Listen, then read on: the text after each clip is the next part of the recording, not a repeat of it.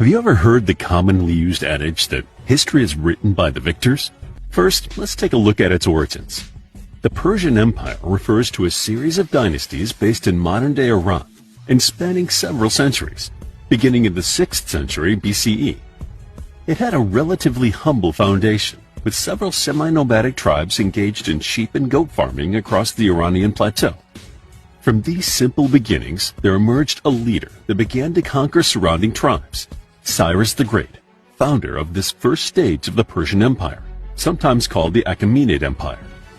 Amazingly, this empire would become vast, a sprawling area stretching from the Balkans in the west to India's Indus Valley in the east and going into the Nile Valley in Africa. We all know that vast empires can prove difficult to reign over. History provides us with an abundance of stories where mismanagement led to ruin.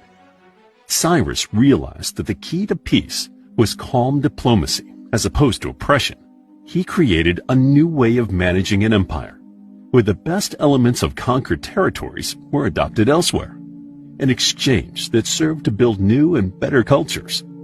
There was no need to impose Persian culture on politically submissive territories. The most famous example of his mercy is in the freeing of the Jewish slaves of Babylon, once that emperor fell to Cyrus. He not only released them, but he then funded their passage home to Jerusalem and helped them rebuild their temple. Cyrus is immortalized in the Cyrus Cylinder, an artifact inscribed with his beliefs of overthrowing tyranny. The UN described this as the first charter of human rights. The second prominent figure of the Achaemenid Empire was Darius the Great, distantly related to Cyrus. Under Darius, the Persian Empire reached its heights in terms of the land he ruled.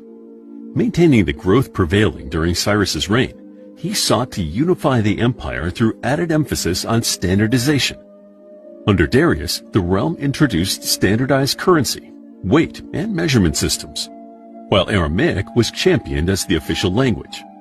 Additionally, building roads and transport networks that allowed trade and commerce to flourish throughout the empire helped create many wealthy merchants. What was life like for the average citizen under the rule of these emperors? Understandably, it's difficult to paint a complete picture, but there is a lot we know from various sources. We know that the Persians practiced a monotheistic religion, Zoroastrianism, though this was not the official religion of the state. Named after the Persian prophet Zoroaster, rulers followed these precepts, but did not claim to be divinely selected. Zoroastrianism is possibly the first religion to introduce the concept of a good versus evil struggle in life, and through this morality, slavery was forbidden. Zoroastrianism is still practiced today as a minority religion in parts of Iran and India. Women in Persian society enjoyed much more liberty than their Greek counterparts.